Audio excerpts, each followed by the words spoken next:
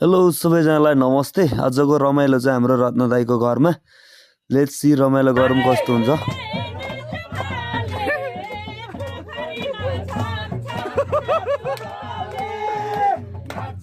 यो चाहिँ हाम्रो निकै धेरै अगाडिको प्रोग्राम हो। गाउँमा साथीभाइ जम्मा हुँदाखेरि गरेको। अब त्यो लगभग 2-3 साल भइसकेछ हैन।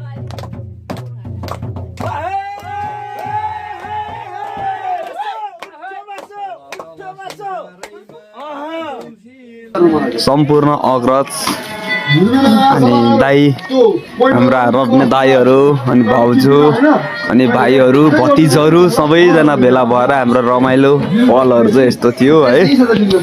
सबैजनाले हेरेर कस्तो लाग्छ लाइक कमेन्ट गरिदिनु होला।